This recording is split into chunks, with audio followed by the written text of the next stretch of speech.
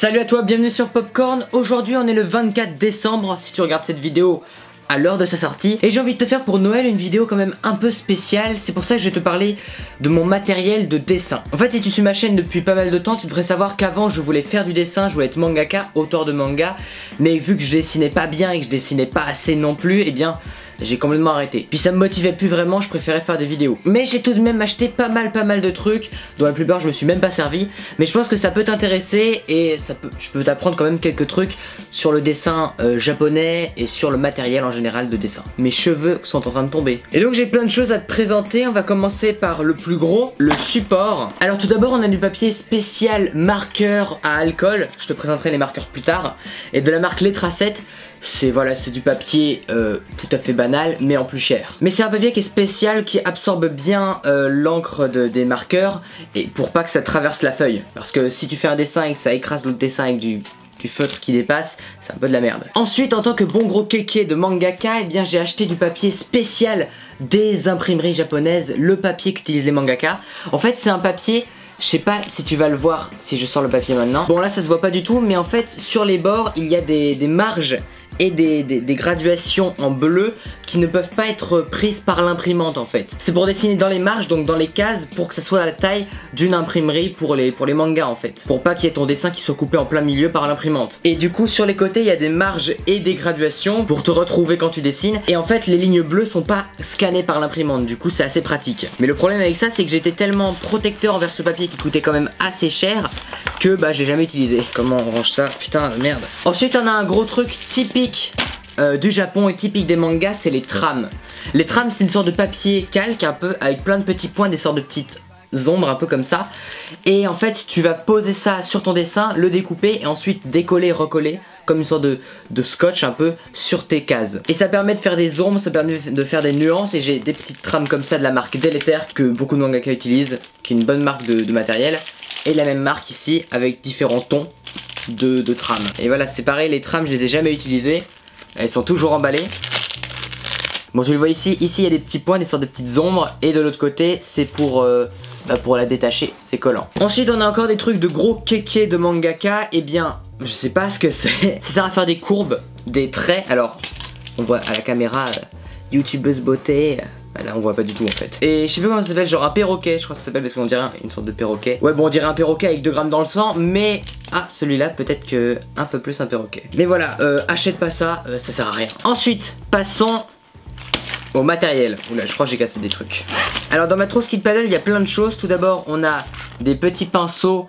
C'est des pinceaux hein, voilà. On a des marqueurs de différentes marques. Alors tout d'abord ici c'est les Copic Ciao, je sais pas comment on dit. C'est des marqueurs à double pointe. Une grosse pointe un peu en surligneur et une petite pointe un petit peu feutre mou. Voilà, une pointe molle. Et c'est des marqueurs qui sont à alcool, donc ça sèche très vite, donc il faut vite dessiner dessus. Mais ça permet de faire des tons des dégradés beaucoup plus beaux.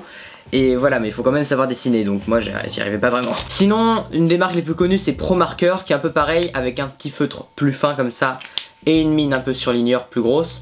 Et c'est une des plus connues. C'est moins cher que les Copic Ciao parce que c'est genre, bon, c'est genre 3 € le feutre hein. C'est quand même très cher, donc n'en achète pas beaucoup vraiment. Alors ensuite on a une spatule, c'est pas pour gratter ton pare-brise mais c'est pour étaler les trames, pour pas qu'il y ait de bulles d'air. Et enfin quand même le plus intéressant dans tout ça, si t'as lu Bakuman tu dois connaître tout ça. Alors voilà un porte-plume. C'est un truc en fait, tu vas l'ouvrir. Oh, c'est complètement rouillé ça. Et tu peux enlever ou mettre une plume. Donc ici c'est des plumes japonaises. Genre j'ai vraiment fait mon kéké et j'ai acheté des trucs typiques japonais. Alors on a des petites plumes, des marupen, qui sont des toutes petites plumes toutes fines. On a les, je sais plus comment ça s'appelle ça, les zebra pen, qui sont des sortes de grosses plumes comme ça, qui sont surtout utilisées pour les débutants je crois. Et on a les J-pen, les plumes G, c'est les plus connus des mangaka. Voilà, c'est le truc dans Bakuman par exemple, ils en parlent tout le temps des plumes G. Et voilà, je faisais mon kéké, j'en ai acheté. Et en fait tu prends ton porte-plume, tu mets une plume et tu trempes ça dans l'encre. Alors moi j'ai encore acheté une encre japonaise, mais ça fait 4 ans que je l'ai pas ouverte. Donc on va voir. Putain, waouh. Oh Seigneur. Non, merci. Non, je range ça vraiment. Je vais plus le rouvrir, plus jamais de ma vie. Ça a mis des miettes d'encre séchées sur mes mains, dégueulasse. En fait, tu trembles un tout petit peu ta pointe et t'appuies plus ou moins pour faire des traits de plus en plus gros. Et voilà, bah tu dessines. Hein. Ça a mis des miettes partout. Alors ensuite j'ai des petits marqueurs qui me servaient à la base pour faire un bullet journal que j'ai même pas suivi. C'est des marqueurs de la marque Staedtler. C'est des bons marqueurs, ils sont fins, je les utilise même pour les cours. Et c'est des marqueurs tout fins mais qui ont pas mal de couleurs et c'est très sympa à utiliser. Pour écrire en couleur c'est vraiment bien. Et ensuite j'ai différents marqueurs. Alors ça c'est le marqueur de tes profs, tu vois. Ton prof en cours, et ben il a ce marqueur là. Et je l'ai acheté récemment parce que je me suis dit ça serait cool d'avoir un tableau blanc, tiens. Où ça le tableau blanc? Il est où? Hein? Voilà, t'appuies là pour le charger et là tu te drogues avec ça. Ensuite j'ai différents marqueurs Faber-Castell qui sont, lui il est assez fin, je l'avais pas mal utilisé dans mes vidéos mais il est complètement vide là. Et j'ai un gros marqueur que j'utilise dans les récentes qui viennent de sortir, qui est un marqueur de Pentel, je sais pas comment on dit, et qui est le bon gros marqueur, voilà. Mais en fait je te parle de tout ça, mais s'il y a bien une chose dont il faut se souvenir, c'est que tout ça, ça ne sert à rien. N'achète pas ce matériel. En fait, je te fais une vidéo complètement inutile parce que ce matériel ne te servira à rien. Moi, je me suis ruiné à acheter du matériel qui sert à rien alors que je dessinais même pas en plus à l'époque. Il y a quelqu'un qui m'inspire beaucoup sur Instagram qui s'appelle Mr Doodles, c'est-à-dire Monsieur Gribouillage. Le mec, il prend un marqueur et il te dessine plein de petits dessins qui se suivent. Genre plein de petits gribouillages, des petits monstres, des petits dessins. Et il fait ça partout, sur des casquettes, sur des murs, sur des esplanades, des trucs comme ça, n'importe où, sur des tables. Il dessine partout.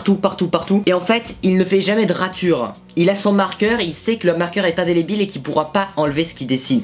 Et du coup, il suit, il crée une forme, il crée un petit monstre, il lui met des petits yeux, puis il lui fait une patte qui va faire la main d'un autre petit personnage. Et il continue comme ça. Et je trouve ça hyper intéressant comme approche parce que le mec, il est à fond dans son truc et il ne lâchera pas son crayon, il ne va pas faire de rature, il ne veut pas mettre de blanc pour refaire un dessin, il sait qu'il doit réussir son dessin.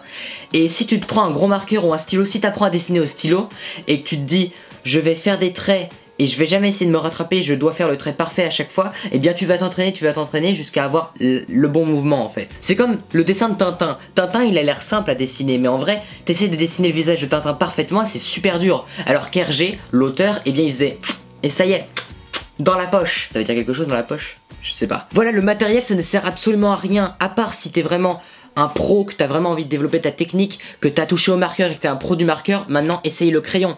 Mais vraiment, commence petit parce que sinon tu vas te ruiner à acheter de la merde pour rien et tu vas te perdre dedans et tu vas arrêter, tu vas être complètement démotivé. Reste sous la contrainte c'est un bon moyen de trouver de bonnes idées, de créer de nouveaux projets. Et voilà, tu prends un crayon, tu prends un stylo, tu prends un petit critérium, le truc que tu utilises pour les cours, et tu dessines, tu t'entraînes jusqu'à avoir le bon mouvement.